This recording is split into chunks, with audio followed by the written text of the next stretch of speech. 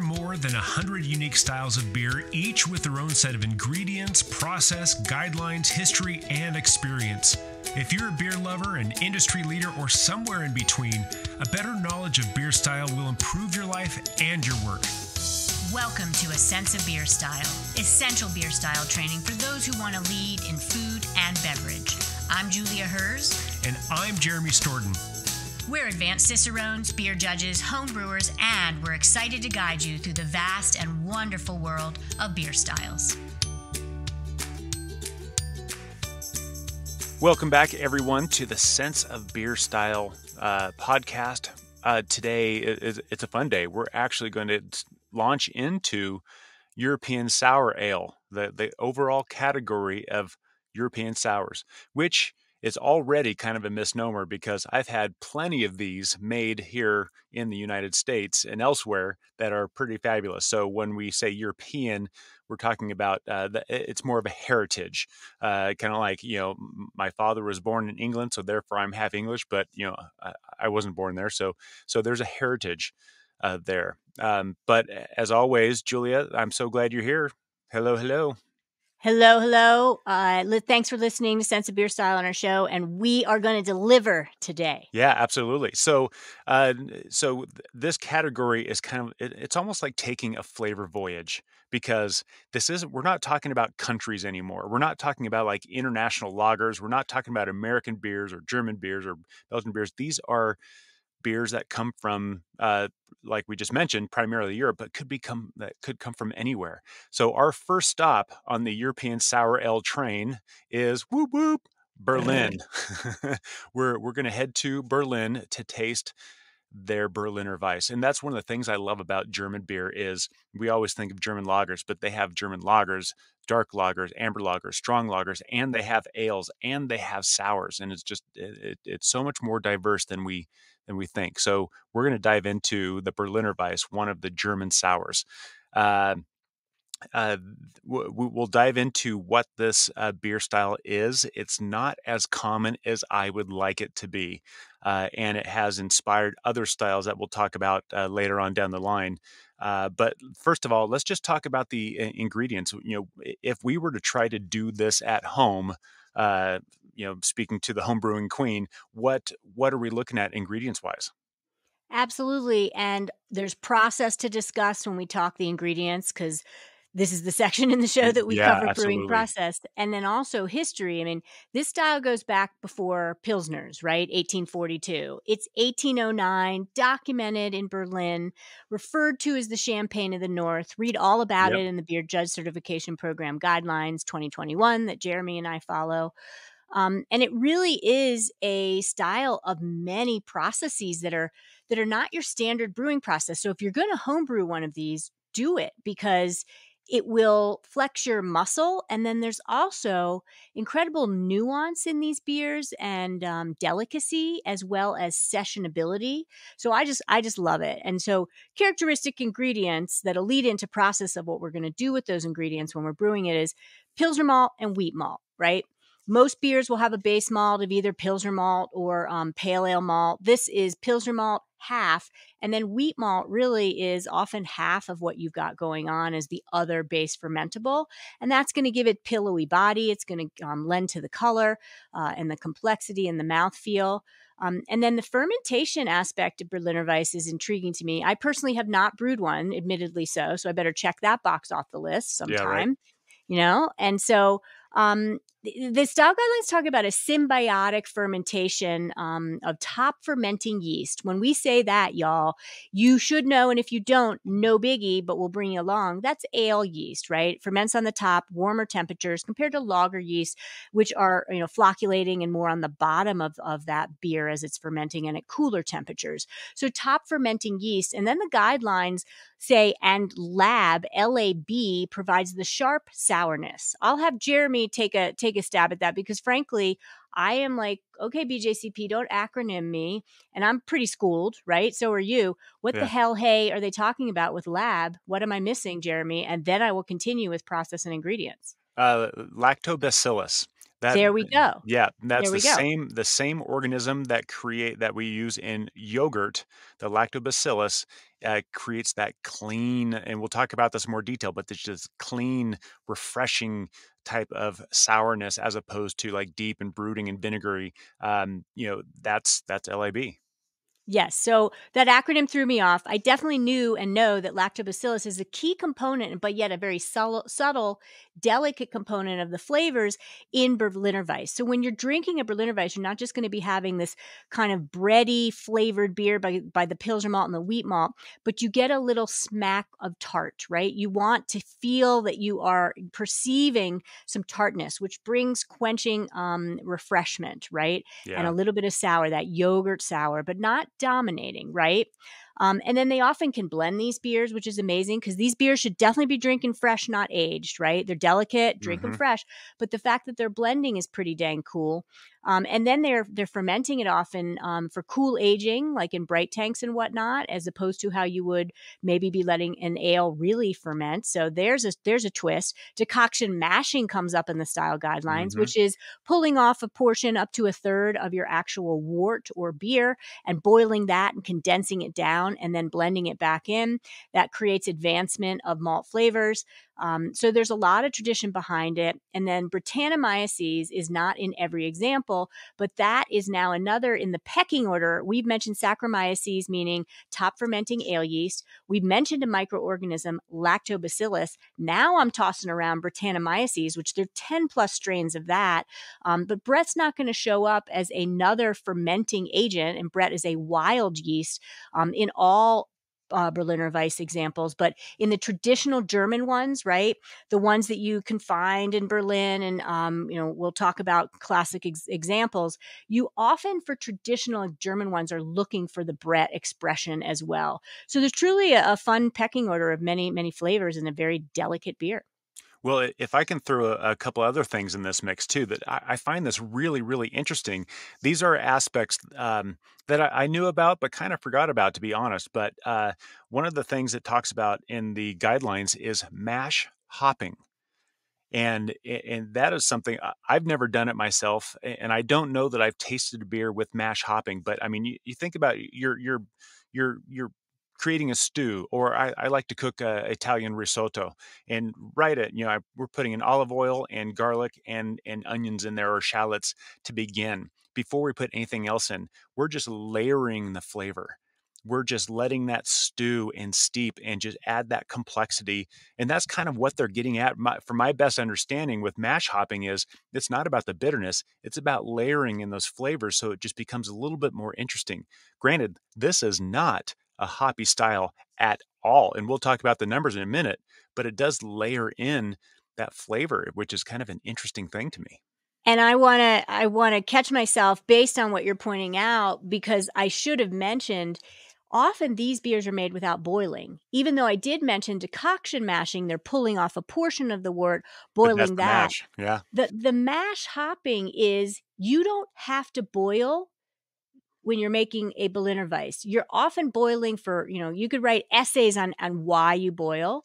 One of them is, though, to create a bitterness. And when we get to the actual vital statistics, you'll see why. You're not needing to boil to create bitterness. So I really am remiss in talking about brewing process and not saying that many people will make a Berliner Weisse without boiling and, frankly, without doing the decoction mashing. So that mash hopping is adding the hops to the mash without having to boil. So you would get maybe a little bit of preservative value. You're Hmm. going to get some tannins from those hops, and you're going to get a light, low, not high threshold flavor Yeah. from the hops, but no boil But because you don't really want bitterness. yeah, and they're certainly not isomerized, which you need the boil to do. Correct. Yes. And the other thing about this too is these beers. One of the vital stats that we rarely, if ever, talk about is the pH.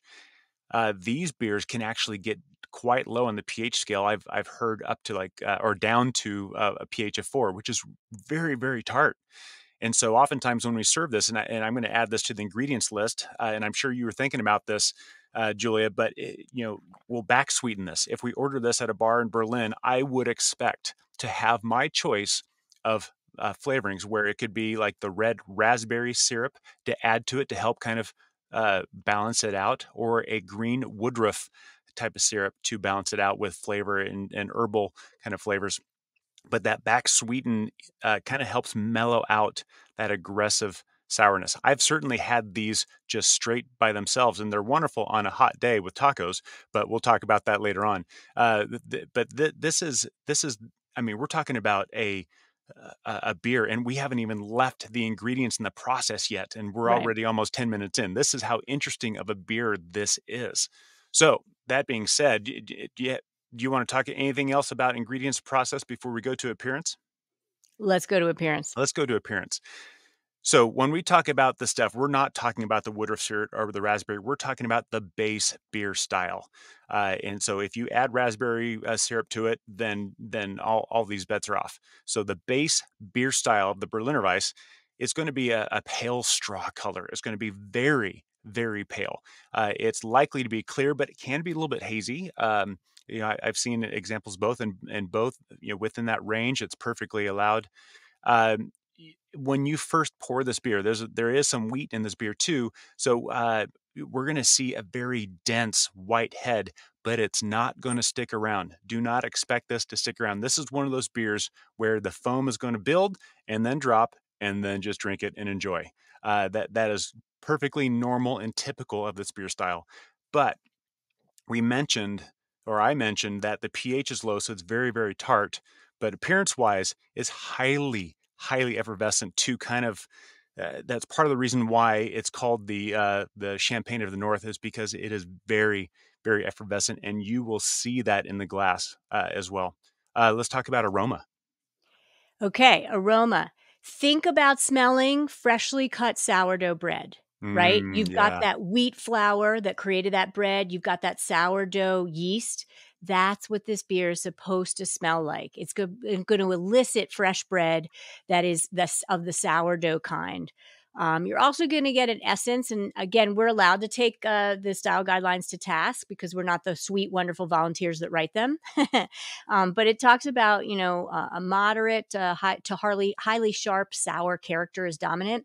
Remember, people, sour is a basic taste. You can't smell sweet, salt, or sour, bitter, umami. It's a basic taste. They have volatiles, though. That goes to the aroma part of flavor. So it's going to indicate, your mind will elicit the notion of this beer might be sour. So Yeah. that's what that really means, but you can't smell sour or any of the basic tastes.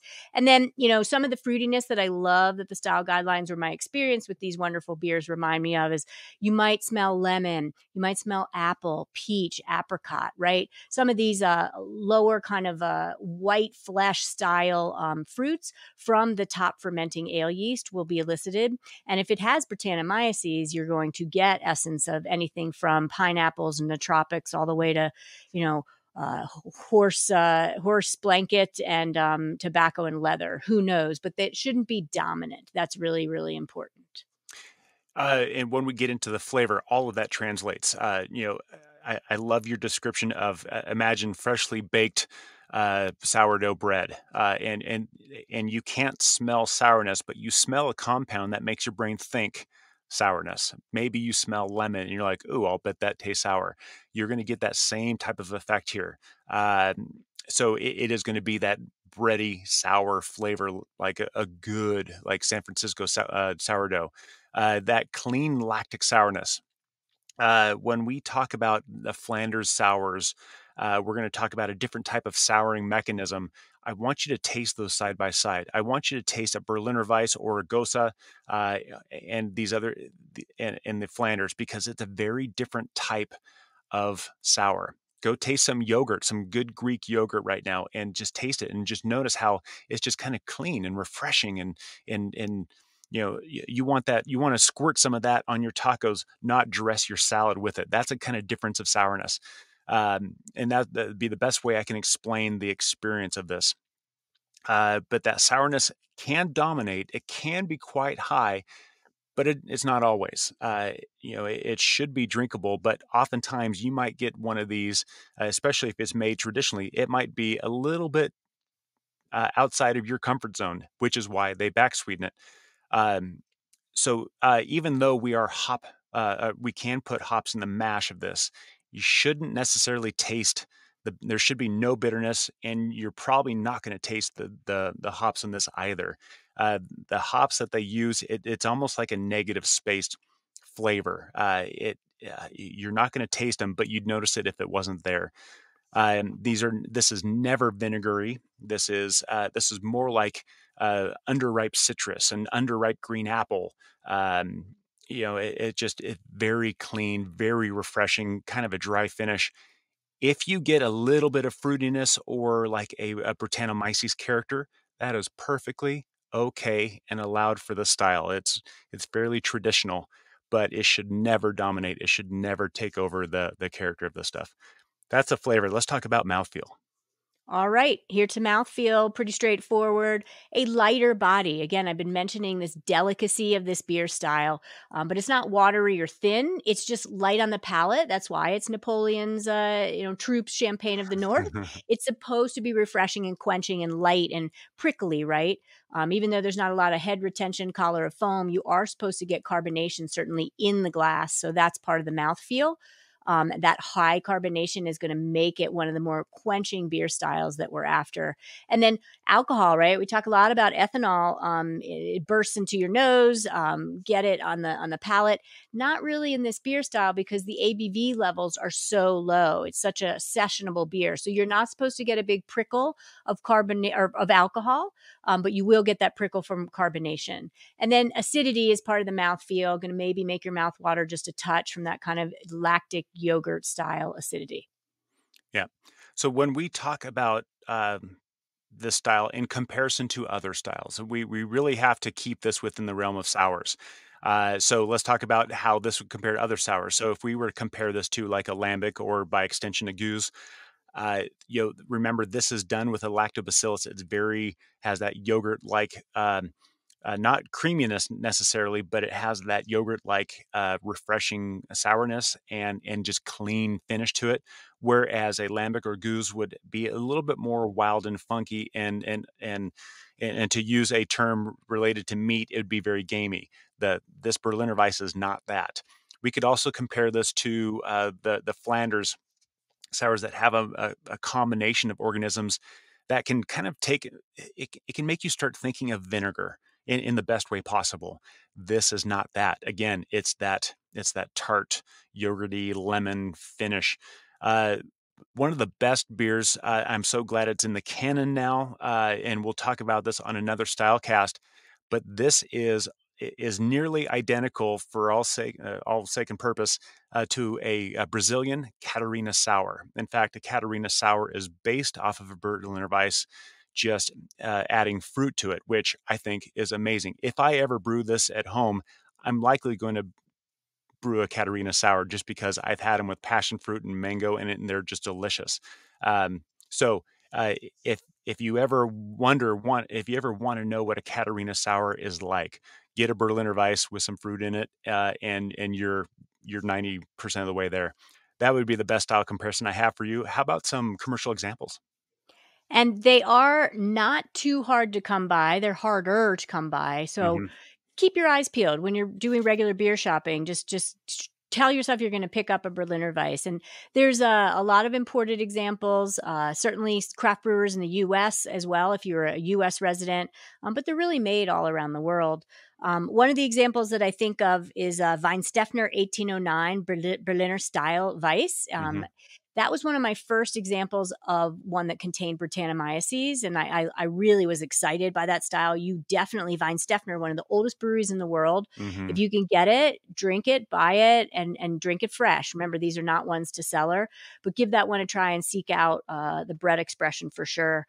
Bringing to the U.S., and I even went to this brewery deliberately, was Gordon from Notting Head. He brought to Philadelphia and the Pennsylvania area the first U.S. examples. And so he was a brew pub, or is still a brew pub, if they're still around, and served this to the U.S. first. And then others took notice, but kind of fun to have the U.S. example from several decades ago for sure. You've got other ones, Berliner Kindle Weiss, The brewery out of California, Hot and Roth, is a really good one to seek out. I believe they still make it. Jeremy mentioned earlier when I was talking about ingredients how some are fruited. So Dogfish Head out of Delaware is Dogfish Head Festina Pesh. So that would be a fruited one with peach, not the Woodruff syrup that's green, not the raspberry syrup, but with peach. So those are several examples, and certainly more in BJCP style guidelines, with many of them definitely originating from Germany. Yeah, and these can be tricky to find. There are a lot of craft breweries that are taking a stab at a variation of them, like you just mentioned. And I know an amazing, amazing brewer, Tanya Cornett from 10 Barrel. Her Crush series is her passion project to try to nail the style. So they are findable, especially if you're in a state with a large format liquor store. They're easy to find. If you live in a place that has a traditional German deli, go there. They'll likely have one of these too. But let's talk about some numbers. This is a fun beer style too. If you have to study, learn, and memorize these numbers, this one is kind of easy because it is among the lowest in ABV of all the beer styles. We're talking a 2.8 to 3.8. So, for all intent and purpose, it's basically 3 to 4% is where this sits. When we talk about IBUs, remember, we talked about mash hopping, but you shouldn't taste bitterness. You shouldn't even taste the hops, even though they're putting the hops in the mash. It's because the IBUs are down to 3 to 8. It's under 10 IBUs. We can't taste them. We might notice if they're not there, but we can't taste that. So they're really using the acidity to balance the malt here. And that's the beauty of sours. SRM wise, when we're talking about color, again, we talked about very, very pale, 2 to 3. I mean, there's like a hint of color in this thing. If you're a European Brewery Convention person, we're looking at closer to 4 to 6. When we're talking about gravities, this is the ultimate session beer. The original gravity is 1028 to 1032, which gives it that ABV of under 4%. So it's very sessionable. If you're a Plato person, we're looking at 7 to 8. And when that finally attenuates down, the final gravity, remember we talked about 1010 as being that fence. If you're on the lower side of it, it's very, very dry. Well, this is 10.3 or 1003 to 1006. This is very dry, very clean. This is one of the reasons why they call it the champagne, truly the champagne of the North. Again, Plato-wise, we're talking at 0.75 to about 1.5. And when you look at the alcohol in terms of Plato, we're looking about 6 to 6.5. But this is not a strong beer. You can enjoy these, you can cook with these, and you can use these as a wonderful kind of start to your dinner. And we'll talk about that more in a minute. These are your vital stats. Let's talk about what glassware we would put this in. I would say glassware is a fun one because not most styles don't have a designated glass. If you can find it traditionally served, a huge goblet. Think of a goblet, like I'm holding the goblet. Jeremy has one. And there's even more bulbous ones that I've seen. So it's got a foot, it's got a stem, and it's got this round bowl. And that's just like thinking like drinking your soup or drinking your light, refreshing champagne of the North Berliner Weisse. That's what I want. And then clear, obviously, because it's glass and you can see if there's any Woodruff syrup or raspberry syrup drizzled into it. Or also too recommended is a French jelly glass, right? Just those like old, used to hold jelly. You put it through the dishwasher. They last forever. They're thicker. Like grandma's water glasses. Exactly. They're more pedestrian. They're not fancy. There's nothing snooty about them. And they're table side glasses that are very enjoyable to drink out of. So those are the two that I would recommend. I would recommend, I want this cold. I mean, everyone is a spectrum of preference, but I want this less than, in the low 40 Fahrenheit range or less. I definitely want this colder because they're refreshing, because they're sessionable and they're so light. Yeah, absolutely. I'd want this just out of the fridge, maybe from the bottom of the cooler. I've tasted these as they've warmed up, and they don't express themselves in better ways as they get warmer. These are better chilled. When it comes to food, I think of this as if you would champagne. Champagne with I don't want to be crass and say with flavor, but I mean, there's some other little fruit flavors that kind of go along with it. So this just really sings with a nice brie or camembert cheese. This is fantastic with fish. Particularly, I love like deep sea steaky fish, like swordfish, just grilled with a little bit of lemon and salt and pepper on it, and that's it. This is fantastic with that. Calamari would be fantastic with this. I've had this with a niçoise salad, and it's incredible. Grilled veggies, but we can even talk about dessert. I mean, this you have this aggressive acidity, aggressive carbonation. What a great way to finish off the evening with something creamy like a creme brulee or a cannoli or something like that. But getting kind of back to using this as if you would champagne, this is the perfect beer for the first course of the night, for your aperitif. This is your palate awakener. This is, start with this and it's just going to get better from then on. And you've really got me realizing I should have said we could put this in a champagne glass and be very well served, right? The collar, great. The collar foam's already going to be collapsing, not a robust one. So it would be great in a fluted champagne glass. And Jeremy, as usual, has me hungry. I credit so many of my pairings to experience firsthand. And ham and something like this would just be great. Saltiness, the high carbonation. Again, remember, it's like sourdough bread in a glass. So think about what sourdough bread's going to go good with. A pretzel, right? Like, let's just put it with a pretzel as beginning of the meal.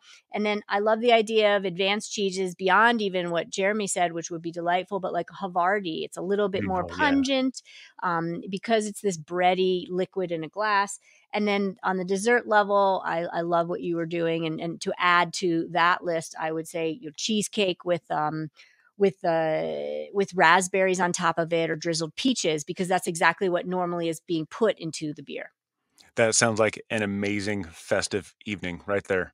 But that is Berliner Weisse. It seems like such a simple beer. It shouldn't have taken us almost 30 minutes to talk about it, but it is a very interesting, complex beer. So find it, taste it, and appreciate it for what it is, because it's quite a thing.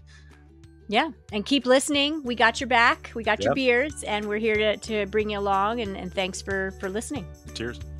Thank you for listening to A Sense of Beer Style, the essential beer style training for those who want to lead in food and beverage. With advanced Cicerones, me, Julia, and me, Jeremy.